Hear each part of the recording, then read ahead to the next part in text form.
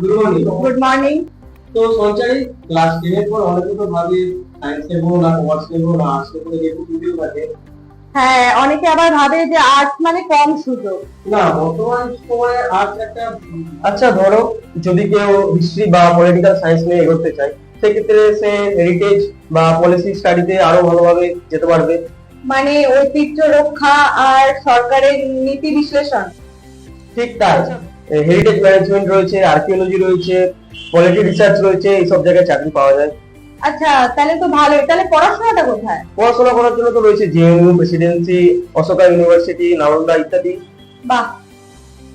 আচ্ছা সুদীপ্ত, জানো geography plus economics নিয়ে এনভায়রনমেন্টাল প্ল্যানিংও করা যায়। আচ্ছা। এখন তো সবাই পরিবেশ নিয়েও কথা বলছে, ক্লাইমেট চেঞ্জ, সব কিভাবে শহর উন্নয়ন করবে, কিভাবে পরিবেশটাকে সুস্থ রাখবে। একদমই তাই, চাকরি মেলে আরবান ডেভেলপমেন্টে, ইউএন প্রজেক্টে, ক্লাইমেট কমিশনে। আচ্ছা, আমরা বাংলা বা ইংরেজি নিয়ে আমরা কিভাবে এগোতে পারি? অনেক কিছুই রয়েছে, লিটারেচার প্লাস মিডিয়া নিয়ে রয়েছে, কমিউনিকেশন এন্ড ডিজিটাল আর্টস রয়েছে। আচ্ছা, তার মানে স্ক্রিপ্ট রাইটিং, বিজ্ঞাপন, এই সব ধরনের। হ্যাঁ, নিউজ রয়েছে, ফিল্ম রয়েছে, ইউটিউব রয়েছে, ব্র্যান্ডিং রয়েছে, এইসব জায়গায় কাজ পাওয়া যায়। আচ্ছা। আচ্ছা সুদীপ্ত, সবাই এখন মানুষের স্বাস্থ্যের কথা বলে। আচ্ছা, তাহলে তো সেক্ষেত্রে সাইকোলজি, সোসিওলজি থেকে হিউম্যান বিহেভিয়ার স্টাডি করা যায়। মানে মানুষের মন, বিহেভিয়ার সম্পর্কে গবেষণার কথা বলছো, তাই তো? হ্যাঁ, এখান থেকে চাকরি পাওয়া যাবে, এইচআর, কাউন্সিলিং, এনজিও, হসপিটাল, এসব জায়গায় চাকরি পাওয়া যাবে। আচ্ছা, ভালোই তো। আচ্ছা, তুমি কি জানো আজকাল আন্তর্জাতিক সম্পর্ক খুব গুরুত্বপূর্ণ হয়ে উঠছে? আচ্ছা, মানে পলিটিক্যাল সায়েন্স প্লাস ধরো ইন্টারন্যাশনাল রিলেশন, মানে সব মিলিয়ে গ্লোবাল স্টাডি। হ্যাঁ, বিদেশি নীতি, রাষ্ট্রনীতি, বিদেশি অর্থনীতি, এগুলো। মানে এসব করে আমরা ফরেন বা ইউএনও এসব জায়গায় চাকরিও পেতে পারি। হ্যাঁ হ্যাঁ।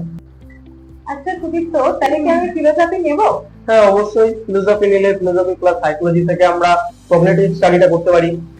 মানে বলতে চাইছো যে মানুষের চিন্তা, মানব মস্তিষ্ক সম্পর্কে যে বিজ্ঞান সেরকম সম্বন্ধে। হ্যাঁ, এক্ষেত্রে আমরা ভবিষ্যতে এআই এথিক্স, কগনিটিভ সায়েন্স, রিসার্চের দিকে যেতে পারি আমরা।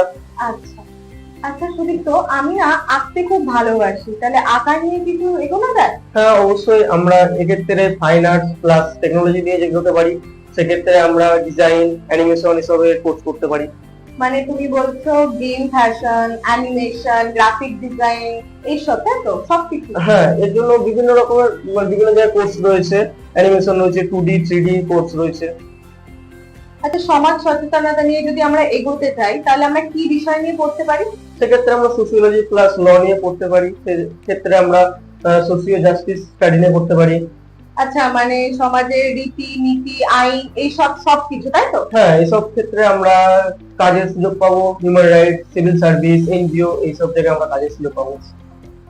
আচ্ছা, আমার খুব ভাষা ভালো লাগে, কিন্তু এখনকার দিনে নিউ টেকনোলজির সাথে তো আবার ভাষা চলে না। না না, এটা ঠিক না, অবশ্যই চলবে, কেন চলবে না। সেক্ষেত্রে আমরা ল্যাঙ্গুয়েজ প্লাস এআই, ল্যাঙ্গুইস্টিক টেকনোলজি নিয়ে এগোতে পারি। গুগল ট্রান্সলেট, মানে বলতে চাইছো এই সব ধরনের আমরা পড়তে পারবো, চ্যাটবোর্ড, এইসব সম্বন্ধে আমরা পড়তে পারবো। হ্যাঁ, এখন তো ভাষাতত্ত্ব আর টেকনোলজি যুগ না।